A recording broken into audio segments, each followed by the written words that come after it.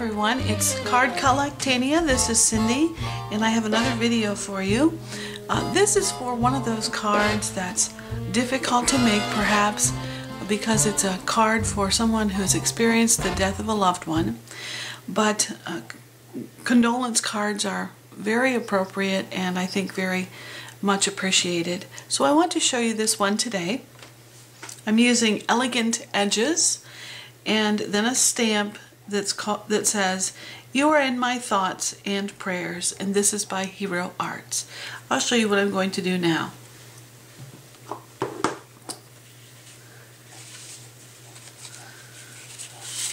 I'm starting with a black 4.25 by 4.25 by 5.5 inch card, and so it's 5.5 this way, 4.25 this way, just a standard card. And this is just black cardstock. And then I'm going to add a gray matte. I cut this 1/4 inch shorter, so it each direction. So it is 5.25 by 4. 5.25 this way, 4 this way. And this is a top fold card. Then I'm going to add this black paper. It has a white and gray print on it, and then a smaller of that print in a stripe. It runs in a stripe, and it's black. It has some white and some gray, so it's not too dark, but I think it's a muted color. It will work well for a condolence card.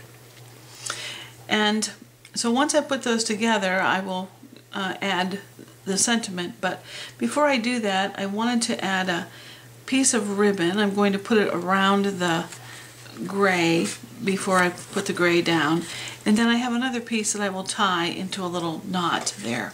So I'll go ahead and put this all together and then I'll be back.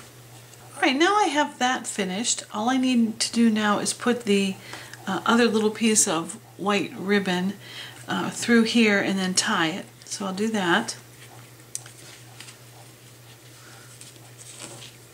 The nice thing about doing it this way is that you can slide this knot once you have it on there.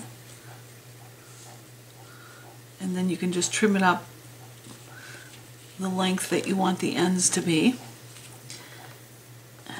And I put this right over one of those stripes. So now I'll trim it off.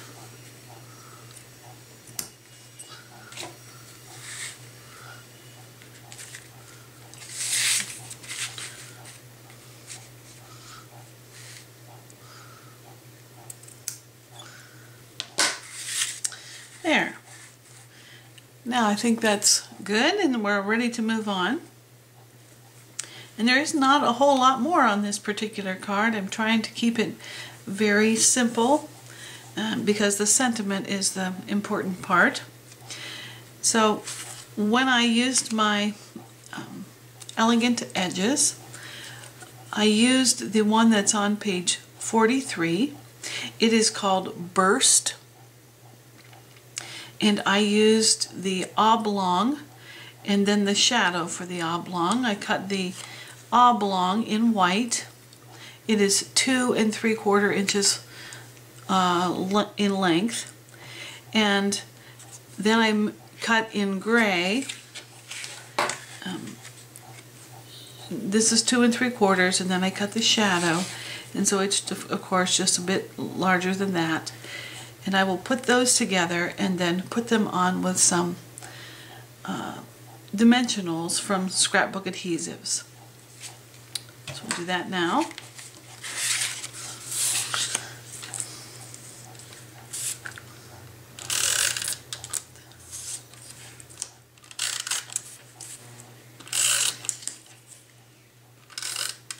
This is a Tombow that I'm using to put these together with. A tape roller.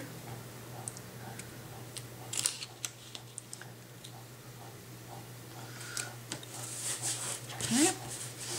Alright, now we'll add the squares onto the back of it. I think putting one in each corner will be sufficient. And again, these are from scrapbook adhesives. I think I'll put one more in the middle there. I don't want it to sink. So we'll pull these little pieces of paper off. They always like to stick to my fingers.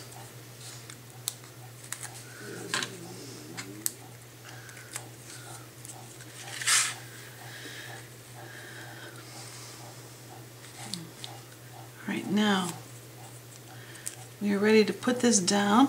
Just going to center it. I'll put it in the corner here. There. Yes, I think that will work well for a card for someone who has just lost a loved one, a condolence card. It's muted colors, and that's a good thing. And yet the sentiment is sincere, and I'll write a little something on the inside as well. So thank you very much for watching. I did forget to tell you the size of this mat, and this is a piece of paper from Die Cuts with a View, and I think it's in one of their stacks. I think it maybe would have been number 6, but this particular mat is just a little bit smaller. It's 4 7/8 by 3 5/8, so it's a little bit small. It's got more of the gray showing than the black is showing because it's a little smaller proportionally. And again, this stamp was from Hero Arts. So thank you once again, and I'll see you soon with another card idea. Leave me a comment and let me know what you'd like to see next. Thanks so much. Bye-bye.